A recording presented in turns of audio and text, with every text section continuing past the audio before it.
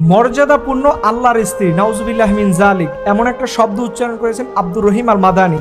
মর্যাদাপূর্ণ আল্লাহর স্ত্রী, মর্যাদাপূর্ণ আল্লাহর স্ত্রী, যিনি দেখবেন সব সময় আমির হামজার পিছনে ওতপ্রোতভাবে লেগে থাকে, ইকামতের দিনের কর্মীদের বিরুদ্ধে লেগে থাকে, যার কাজই হচ্ছে ইকামতের দিনের ভাইরা যদি কোনো ভুল ত্রুটি করে, মনের অজান্তে যদি কোনো বক্তব্য বের হয়ে যায়, সেটাকে এমনভাবে মানুষের সামনে হাইলাইট করা, এটাই হচ্ছে এই লোকের কাজ। কিন্তু দেখেন, এই লোক গতকালকের একটা মাহফিলে কথা বলতে গিয়ে আম্মাজান খাদিজার ব্যাপারে তিনি হচ্ছেন নাকি আল্লাহর মর্যাদাপূর্ণ স্ত্রী, নাউজুবিল্লাহ মিন জালিক।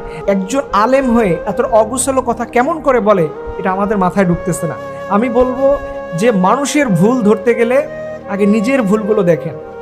আজকে এই ভিডিওটা সত্য মিথ্যা কি জানি না, এডিট হতেও পারে, নাও হতে পারে, তবে এটা আমি বলবো না যে আব্দুর রহিম আল মাদানী তিনি স্বেচ্ছায় বলেছেন, ইচ্ছাকৃত বলেছেন।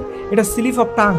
অনেক সময় নবীর কথা বলতে গিয়ে, যেমন আল্লাহর নবীজির মর্যাদাপূর্ণ স্ত্রী, এই কথা বলতে গিয়ে হয়তো আল্লাহর মর্যাদাপূর্ণ স্ত্রী হয়ে গেছে। কারণ আলোচনার সময় সাধারণত মানুষ দেখবেন আল্লাহ এবং নবী এই দুইটা কথা সবচেয়ে বেশি বলে।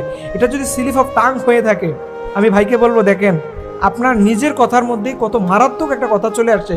অথচ আল্লাহ বলছে কুল হু আল্লাহু আহাদ আল্লাহুস সামাদ লাম ইয়ালিদ ওয়া লাম ইউলাদ ওয়া লাম ইয়াকুল লাহু কুফুয়ান আহাদ। আল্লাহ তাআলা নিজের পরিচয় এই সূরার মধ্যে তিনি দিয়েছেন, যেখানে আল্লাহ বলেছেন আমার কোনো সন্তান নাই, আমার কোনো স্ত্রী নেই, আমাকে কেউ জন্ম দেয়নি, আমিও কাউকে জন্ম দিইনি, আমি হচ্ছি এক, যার অদ্বিতীয়। এইভাবে আল্লাহ নিজের পরিচয় নিজে দিয়েছেন।